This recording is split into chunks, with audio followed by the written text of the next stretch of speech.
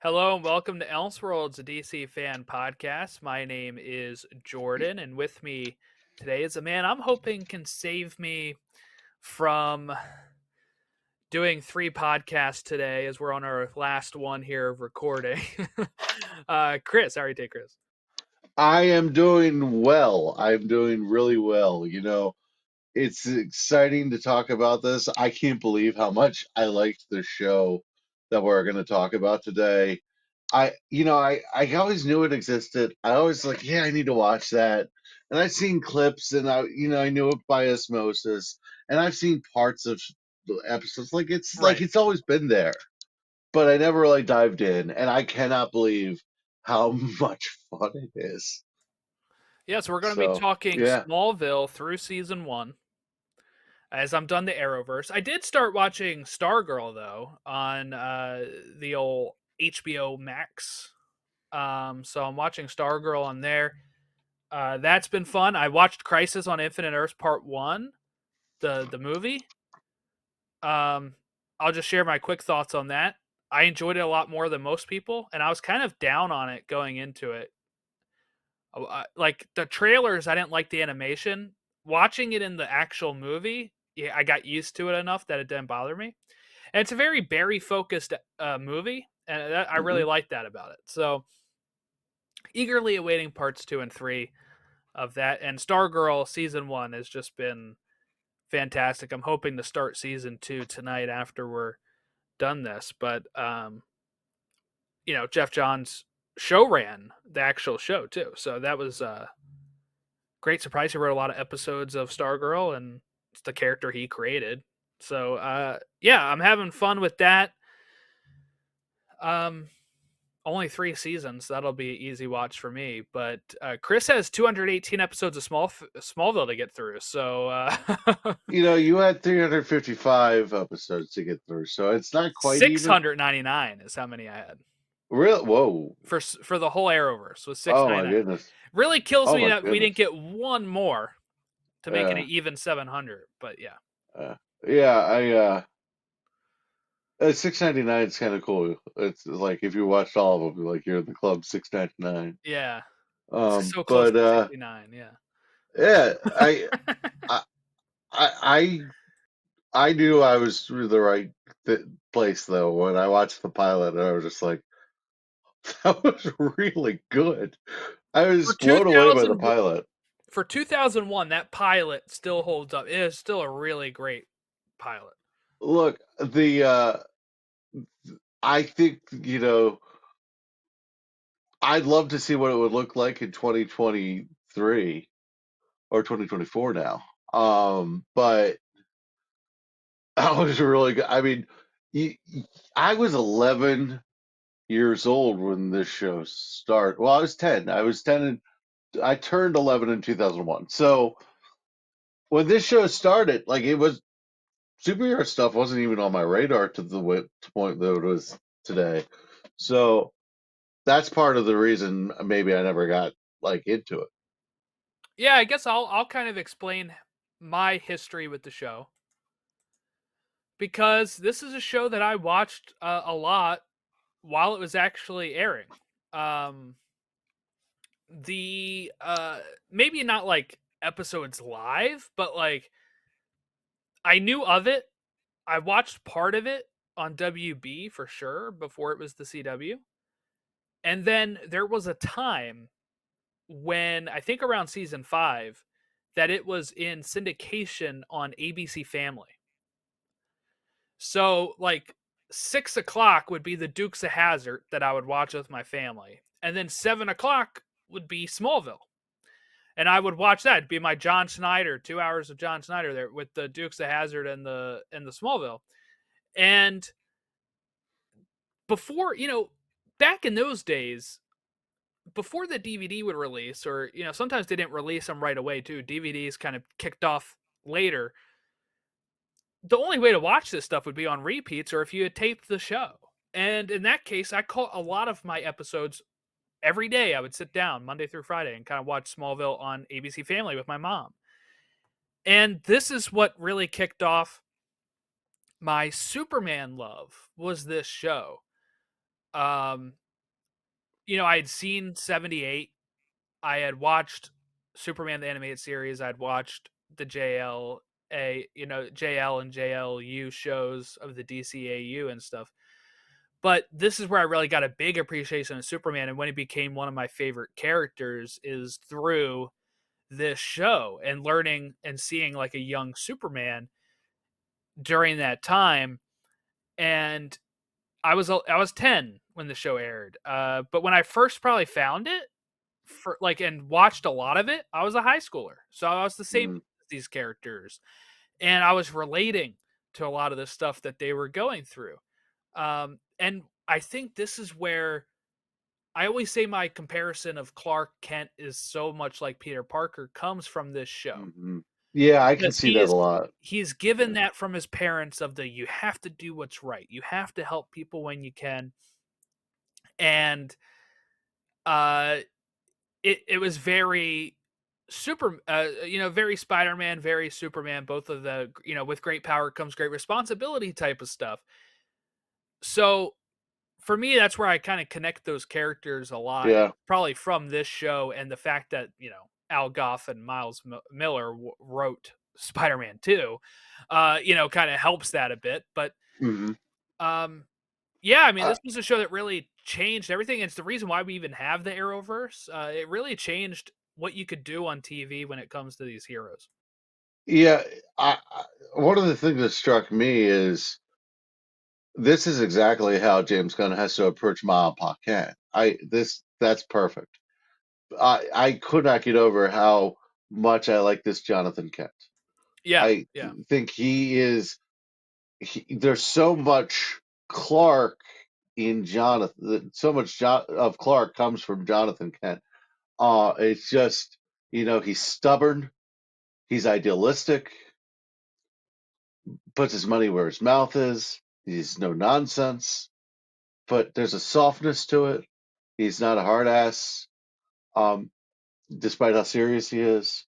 He's very Superman. It's amazing how much Superman can be put into a show without the cape, without the tights, without Superman, you know, just figuring things out. There yeah. was, I got it. The show's motto was "No tights, no flight." So yeah, you're Well, gonna they get a got the lot of fight that. later, I think, but yeah, I'm really excited about it because it's like what I will say to this is if you ever watch Man of Steel and you think or Batman versus Superman, you think, God, I just didn't get the Superman feeling I need from this, just watch this. Yeah, Just watch this. Because this is Clark Kent. This is just it's cool. And what you said about the relatable thing, I agree with you. I mean, I think it's a little weird that, you know, I want to be normal, and I'm this strapping, tall, attractive young man who is smooth as hell, and it's just like it's a little bit of the Peter Parker, like you're not really a nerd, dude. yeah, yeah, yeah, But like it's like you have a lot of advantages for a guy who's trying to get, I would have died to look like that in high school, but to yeah. look like Tom it now, Welling's like, jeez. I think he was 25 when he filmed this too, playing a 15-year-old. He's got that baby face, He does, so he does. he looks like he's 17, 18 years old. But I God, the have the hopeless crush that you can't do anything about, Yeah.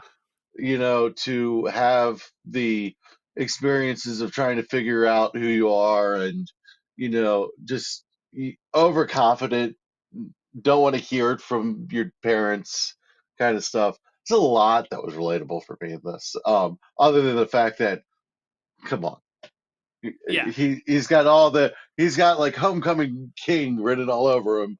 You just wrote around that, but whatever.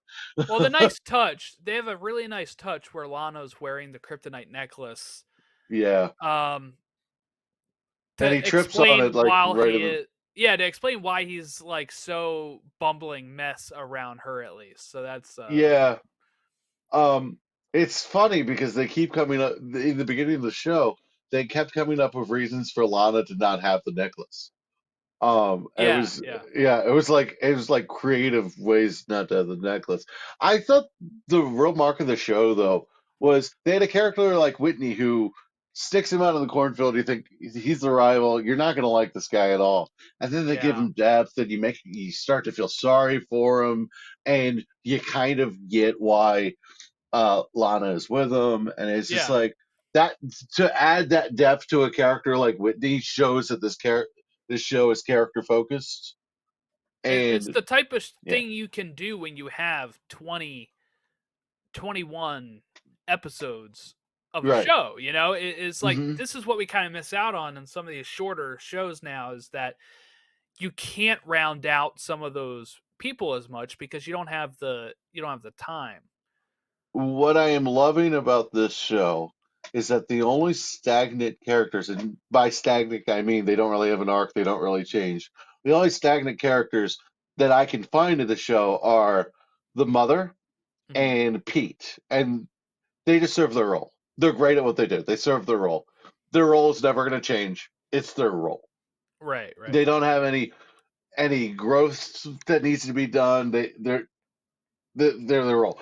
But like even even Chloe has you know a little bit of a character arc, especially with her feelings for Clark and the Yeah, what's love your thoughts triangle on at the end. Chloe, this original character in the show? You like her so far? I think she's awesome. I think what's funny is you get a lot of the stuff you get with Lois in Chloe. So you kind of have a Lois stand-in and Yeah, yeah. a and Lana at the same time. So it really works. And she's charming. She's a charming actress who um You might not want she's to kind of Google her. You might not oh want to Google her now. I know she's a creepo. Not so She's a charming. she's a creep. The actress herself is creepo, but she's got a charming allure. Yes. She And was one of my well, crushes as a kid. I can see that. Yeah, I really I can liked totally Chloe. see that. Um, and what I like is she balances Clark and Pete. Like she's like kind of the mother teen to them. Yeah. Yeah, so season 1 had some great episodes. Your least Hmm. favorite one though had Amy Adams in it, Yeah, I didn't like that one. before she was famous, Okay, which was I didn't wild. like that for a couple of reasons. One, the fat shaming thing was a little much. Mhm. Two, it was gross. Like it was just an appallingly gross. She opens her mouth wide and just Yeah. devours things, and it's like they're talking about the percentage of fat that's gone for the deer, and it's just like Yeah, yeah. it was gross. I enjoyed it, like as like freak of the week kind of episode to a point, but it was gross. I That and the bug one. The bug one was a little gross too, where he's Oh got yeah, a lot of episode all. 2. Yeah, I just there. This is a show that really challenges my claustrophobia because you had Chloe like was it Chloe or Lana in the grave? It was Chloe in the grave, like buried alive, and Yeah, then yeah, you yeah. and then you had the bug person wrapping Lana up like in the web, like real tight. Like there's a lot of scenes where it's like, oh god, and then you had at the end, Jonathan Kent down under the Twister home, the home like Oh yeah, yeah. yeah, and it's like, dude, it's like my claustrophobia, like I With the viscerally feel journalist. it watching it. Yeah, so I have a thing about claustrophobia, so that I was like, oh god, We had Adam Brody as well, in this, yeah, playing a yeah. telekinetic guy that was loved Chloe, and then he kills the principal. He's been in a lot of things. I think the first time I ever saw him was Gilmore Girls. I always think of Um, him from the OC because I was an OC okay, fan. So, okay, yeah. I think of him from Gilmore Girls, but one okay. of the best episodes is the one Stray when Ryan, the young boy who can read minds. Oh, that was a great episode, and you feel really bad for the kid, Yeah. and you also like you see Clark. like kind of liking having like an almost A like little younger brother kind brother of type thing. of thing. Yeah, Yeah, yeah. it was really cool because Clark, I think, is feeling a lot of, Clark is kind of lonely because he can't actually be himself with anybody Yeah. other than his parents. And that is one of the things I related to so much. He's as a so I've always said that Superman is an allegory for autism and neurodivergence and stuff. You're on a world that isn't built for you. It's Mhm. a world that you have to adapt to. And he's constantly got a mask. He's got a, and as someone who grew up not even knowing that, you know, I have the issues that I had until I was 20, like I really relate to that. Mhm. And it's something that Superman and Lois tapped in, especially with Jordan. And it's something that they're really tapping in with Clark in this Smallville show. So it adds appreciation, and I feel like it's an allegory that works. It's a thing that works. It's a connection that I think has only gotten stronger over the years, and it's powerful because hey, Yeah. it's awesome. So I really appreciate that part of the show, and I don't even know if that's intentional. And I think it's Superman and Lois. It is. I think in this show it's kind of by coincidence, but yeah. Yeah, but that's what's so great about some of the depth of this type of stuff is you can read what you need to read into it, right? Hmm. To find the connections that make you relate to it. He relates. Superman is a character people say they can't relate to, but really just watch Smallville and you can relate to him in so many different ways. I disagree with the idea that he's not relatable, but I do think he's a character that kids can't relate to. Because when you're a kid, all Superman is wish fulfillment. As you get older, there's this kernel of what I just talked about. There's this kernel of responsibility, which you were talking about. There's this, there's all this. Superman is a character for adults, in my opinion. Um, he's a character that all ages can enjoy, but you really get them when you're in your 30s, I think. And maybe I'm just saying that because I'm in my 30s, and Hmm. that's when I've started to become obsessive about Superman. Like I am a huge, like I have gone from a guy who really likes Batman and Flash to a guy who cares about Superman pretty much equally. So Yeah, that's the sticker I got on my phone, Superman logo. yeah. Uh, but yeah, I Superman means a lot to me, and to have a character that's the most powerful character in any fictional universe, Who and you constantly relate to wants him, to give up the power, right? He is yeah, not somebody that's corrupted by it. He is somebody that would immediately give it up hmm for a normal life. And that is the essence of Superman, in my opinion. Is I agree. he's the He guy just that wants to the be. only guy you would want to have the power and he doesn't want it, but he knows Uh, he needs to do it. And that is it, the well, quintessential there's Superman. actually a study that says people who want power shouldn't have it. They actually have like adapted it to like there's a psychological profile for like police officers and stuff. Like but it's a really important uh thing right now where is and you've seen it like if you've ever worked retail, you get a manager going on a power trip. It's like he's never had power in his life. And this is how he uses it. But there's a great episode where he loses it. He transfers his powers to another character in a lightning strike, and Lana realizes without his powers, it's like you don't feel like you have the weight of the world on your shoulders anymore. And it was a really good way to show how the responsibility of his powers is effective. Right, right. All right, so this show has tons of great little nods, right? You mentioned the one that said like what Lex calls him Man of Tomorrow or something, right? Yeah, Is that the one where he's running for a school? He runs for class he president or runs for something? class president, Man of Yeah, Tomorrow. Yeah, yeah, Clark Kent, Man of Tomorrow. It's just it's one of those things where you see it and you just kind of smile. It's not a hmm huge deal, but you love it. Yeah, It's so good. Um, they'll do a lot of that in this. But okay, let's move yeah. on to the Luthors, right? We got Okay. Lex and Lionel. Um, Hmm. Lionel, played by John Glover, excellently, by the way. He is an alma mater of Towson University. Did you know that? And he That's also used to awesome. teach there. He used to teach there sometimes Uh, too. Okay, that's really cool. I Yes, go to every time Towson. it You went to Towson. Cool. yeah, every time I see him, I'm like, yeah. um, Go Tigers. so that's great. But yeah, let's talk about them a bit. Your thoughts on Lex and Lionel Luthor, Well, so Lex. other than his Well, play, other than his pool ability. yeah. I've made the comment to Jordan in the chat that he has horrible form, and he always shoots it, and the ball goes in, but it like you hear it out of camera. And I'm like, I would have played Michael Rosenbaum in the pool. Let's make that happen, guys.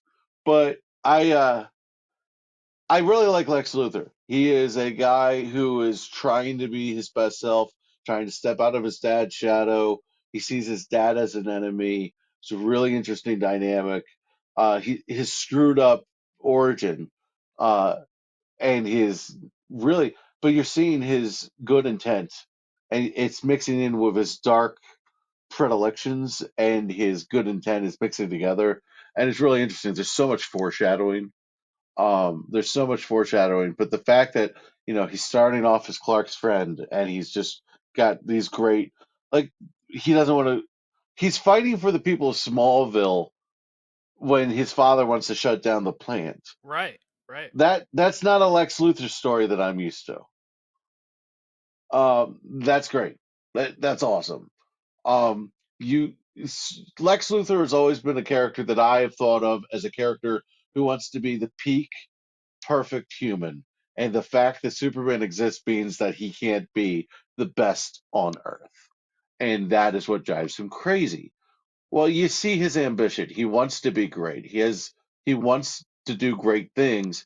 And to him, doing great things doesn't mean being bad. And you're seeing the art of war kind of stuff from his father is really going to have a heavy footprint on his life. Perfectly said. Uh, anything else about the first season before it kind of ends on a cliffhanger here? I know you've probably seen the resolution of that, That but was a good cliffhanger. That was a yeah, the good tornadoes. cliffhanger. Yeah. Well, the cliffhanger was intense because you had so much to unpack. You had Lana's in the truck first and foremost. Mm-hmm. Um, Super, Superman Clark is got to get her, and then he left Chloe at the dance, and then you have the reporter guy in the shed trying to film the thing, and then you have the spaceship disappears. Mm-hmm. There is a lot to unpack there. And you're thinking, well, holy crap, is Jonathan Kent going to commit murder? Yeah. Are they going to die in the tornado? Oh my God, is it? I was like, are we losing Jonathan Kent? I was like, no, I know we you were don't. like I know. you were like Smallville's the blueprint here as Snyder took the tornado scene from it. Is that what you were thinking? Yeah. We're gonna lose Schneider, Jonathan Kent in our tornado again. Schneider, and Snyder are the blueprint. Uh, but funny stuff. But yeah, it was pretty intense. I really think I liked all the characters. There's not a character in the show. The only thing that I don't like about the show is that if you have a character that just randomly pops up, or is like all of a sudden introduced, they're dead. They're dead. They're gonna die, or they're the bad guy. Either one. Yeah. It's a little Uh, predictable on that. yeah, yeah, yeah. So I'll give you some stuff for you and the listeners to expect going forward. Season one's heavily the freak of the week episodes that will still play a part in the show going forward, obviously, because you have 20 some episodes a season. Well, it's So kind of slowed down. The meteors can't do that much. they can. I'll tell you that much. Um, But yeah, so they will that will continue, but there will also be some more longer arcs throughout the show as well. So season 2 is probably one of the best seasons of Smallville, so I'm really excited for you to get through that one. I Jeff think I'm Jeff three Loeb, episodes in, so it's good. yeah, Jeff Loeb joins the show as like a producer, and he writes a script. Um, and and there's some really great guest stars in season 2. I don't want to spoil that for anybody, but they're really great. And You get a lot of guys before they're famous. It feels like it really. yeah, it was like the spot to go to, I guess. The proving ground of Smallville. There's a few episodes later on where Evangeline Lilly is just an extra before Lost. Really? Yeah, and she's just like, I think she was in season 1 with the people with the Uh-huh. tattoos that go through the wall. She's Oh, in okay. like one of the bars or something that they show in that or something. Oh, She's just okay. like a waitress, and it's That like it's really funny. that tattoo episode was interesting because it's like I couldn't decide if I loved that episode or I hated that episode.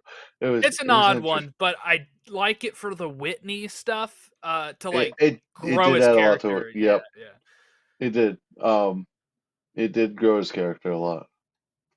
But yeah, so season 2 is really great. We'll update eventually. We'll be going by Chris's pace here.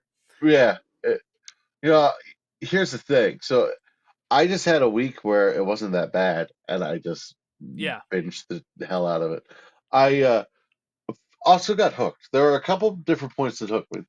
I was hooked after the pilot. I said after the pilot, I watched 4 episodes right in a row. Like I yeah. was like, this is awesome. I was like, I'm not doing anything today. My day is wasted. I'm watching Smallville. And then I was like, I had a night where I woke up way too early, and I watched 2 episodes because who needs sleep? Because I had to. It was like in that middle of if you go back to sleep, you're gonna sleep in. So, I just got chunks in, but I got really really into it after that episode. I think it was the ninth episode where it was just really The one intense. with the Metropolis cop, the corrupt one, right? Who's like Yeah, forcing Clark to he's blackmailing Clark because he saw him use his abilities. Yeah, yeah. that one's good. It's so captivating. It's so interesting. I really like that one where the guy has the magic handshake that makes you Oh do yeah, Hug, whatever. episode 11. Yeah, that one was really good. And then yeah, it's funny. There's an episode in season, I think it's season 2, where Lex Luthor gets married and like to this Yes. woman who has like Heat. powers of could Yeah.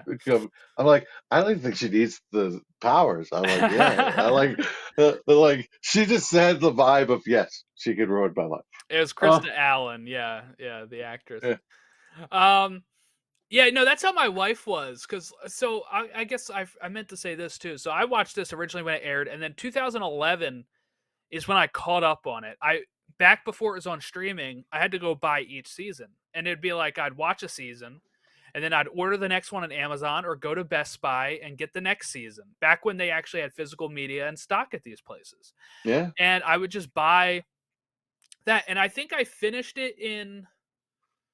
Well, I have a tweet somewhere that says how long it took me. I'll have to see if I can find it because maybe it wasn't a tweet, maybe it was a Facebook post, but I definitely posted in like 2011.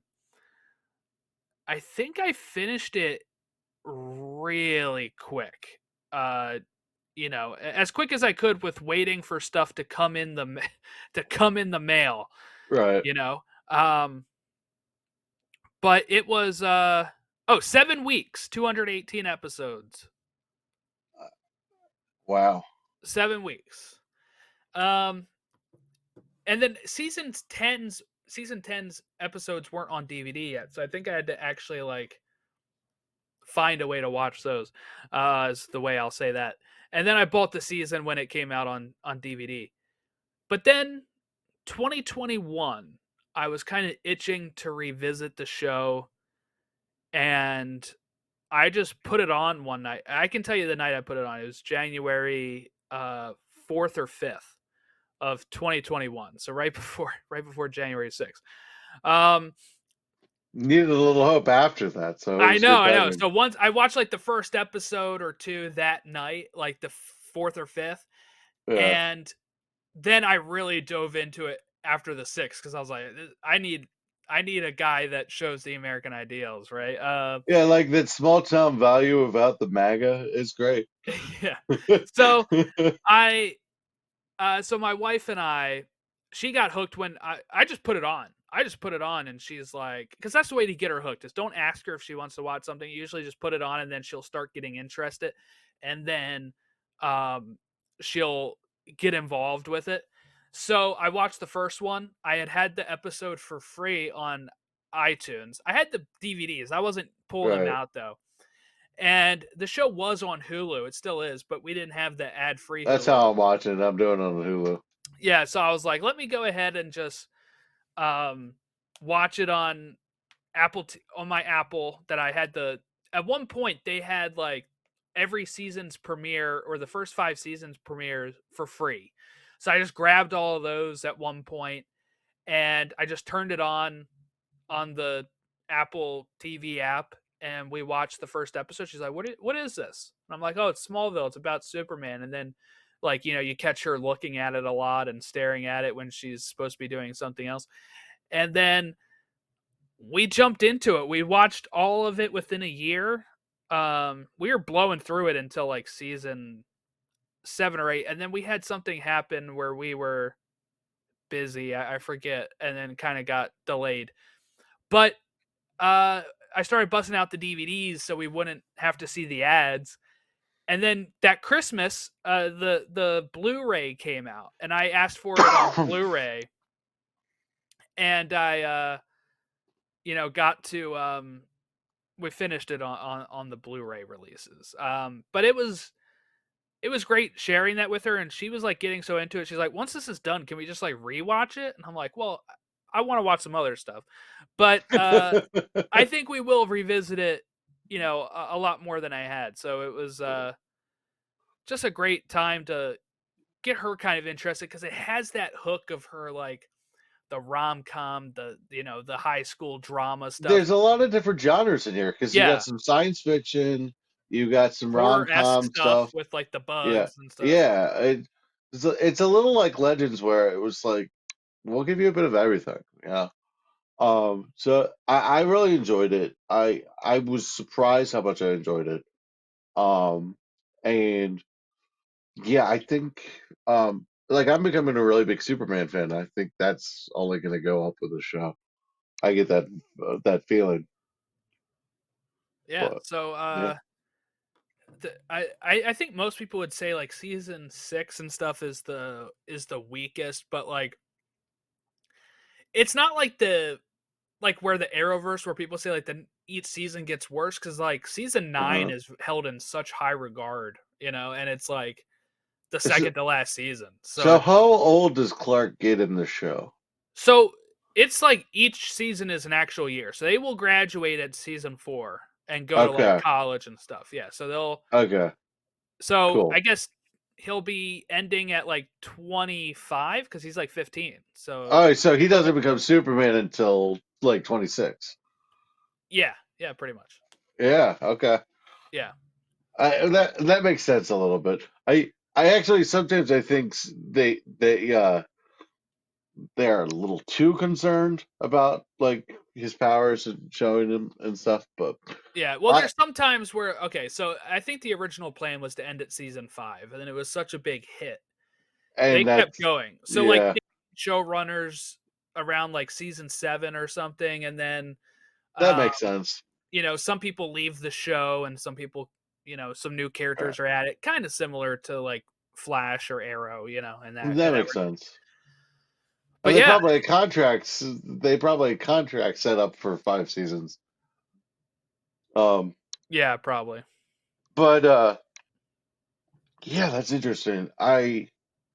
really interested in the show. I sometimes I think though, watching the show, that like I just think, man, Jonathan Kent's gonna get really frustrated when his son just puts on a blue suit and a red cape, no mask or anything, and he's fine.